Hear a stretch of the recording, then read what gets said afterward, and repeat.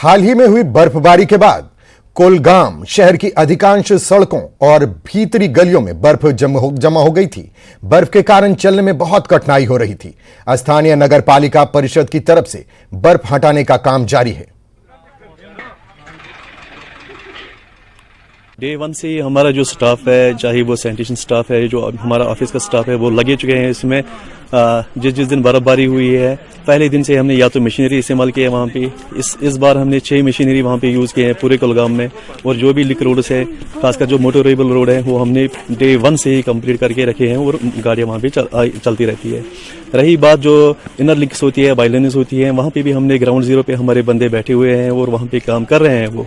और लेकिन जो हमारी परफॉर्मेंस है वो कई जगह पे डिक्रीज हो रही है।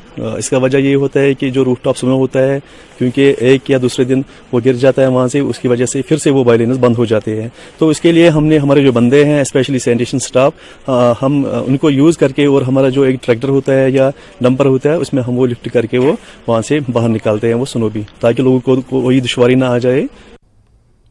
शिव मंदिर सेमना कॉलोनी के परिसर में पौधारोपण अभियान चलाया गया।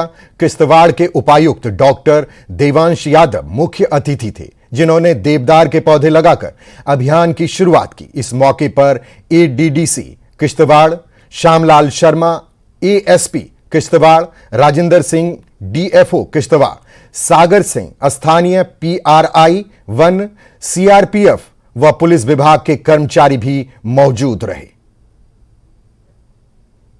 किश्तवाड़ साहब ने एक प्लांटेशन ड्राइव शिव मंदिर के प्रीमाइसेस में रखा था और इसमें हमारा मैसेज हर घर हरियाली का है। इसमें ब्यूटिफिकेशन और टाउन के ग्रीन बेल्ट को और ज़्यादा सशक्त करने के लिए इन्होंने स्टेप्स लिए हैं। और मेरे को पूरी उम्मीद है कि अभी जो मेरी इनसे बातचीत हो रही थी कि इस एरिया में बहुत अच्छा स्कोप है पब्लिक पार्क का डेवलप होने का, क्योंकि जितने भी श्रद्धालु शाम के समय मंदिर आएंगे, दिन के समय मंदिर आएंगे, उनके आसपास बैठने की व्यवस्था अगर अच्छी होती है तो टोटल टाउन का जो एक टोटल वाइब होता है, एम्बियंस होता है, वो इम्प्रूव होता है। तो मुझे लगता है कि हम लोग इसमें क्लोजली काम करेंगे और इनके भी हमने रिक्वायरमेंट्स ले लिए हैं। इसमें हम लोग इस साल के प्लान में कुछ चीज़ें रख देंगे जिसको कि हम एग्जीक्यूट भी करा देंगे। रियासी की सड़कों पर आए दिन जाम की स्थिति पैदा होने से आम लोगों को काफी ज्यादा परेशानी का सामना करना पड़ता है। प्रतिदिन ऐसी ही तस्वीरें सामने आती हैं। वहीं रियासी के आसपास की सड़कों सहित मुख्य बस स्टैंड से जिला अस्पताल की तरफ जाने वाली सड़क के ऊपरी भारी जाम रहता है। आए दिन सड़क के ऊपर जाम लगने से कई लोगों को परेशानियों का सामना करना पड़ता है। अब रियासी के लोगों की मांग है कि कोई नई सड़क तैयार की जाए, जिससे जाम भी कम हो और सड़क सुचारू तरीके से चलती रहे। ज्यादा परेशानी अस्पताल की तरफ जाने वाले मरीजों को आती है, जब वह कई घंटों जाम में फंस जाते हैं। बस स्टैंड से लेकर हॉस्पिटल तक आए दिन जाम रहता है। जाम का कारण तो एक तो एडमिनिस्ट्रेशन इस पे ध्यान नहीं दे रही है। एडमिनिस्ट्रेशन को ध्यान देना चाहिए। जो रोड के किनारे गाड़ियाँ खड़ी रहती हैं किसी मतलब के लिए नहीं, और वो गाड़ियाँ खड़ी रहती हैं, उस वजह से भी जाम लगता है। और दूसरा हॉस्पिटल इतना बढ़िया बना है, इतनी अच्छी बिल्डिंग बनी है वहाँ पर, और उसका अल्टरनेटिव रोड निकलना चाहिए। दाएं बाएं से कोई रोड निकाल लो, जैसे आप माड़ी से ज्योतिपुरम को जो रोड जाता है उस तरफ से रोड अल्टरनेटिव रोड निकलना चाहिए, जहाँ तो फिर नई बस्ती विजयपुर से होकर उधर से भी अल्टरनेटिव रोड निकल सकता है। ना कोई सिस्टम है, ना किसी को आने का पता है, ना किसी को जाने का पता है। एक बार पहले यहाँ पे एक एसएसपी आई थी जिन्होंने इस रोड को वन वे किया था, लेकिन उसके बाद लोगों के बोलने के बावजूद उन्होंने इस रोड को वापस वैसे ही, पुलिस का जो काम था वो वैसे ही वापस चलना शुरू हो गया। जैसे गाड़ी आती है जाती है वैसे ही चलना शुरू होगी। मैं आपके चैनल के माध्यम से आरटीओ रियासी से भी कहना चाहता हूं कि प्लीज़ आप अपनी आंखें खोलो और इस रोड की तरफ प्लीज़ ध्यान दो।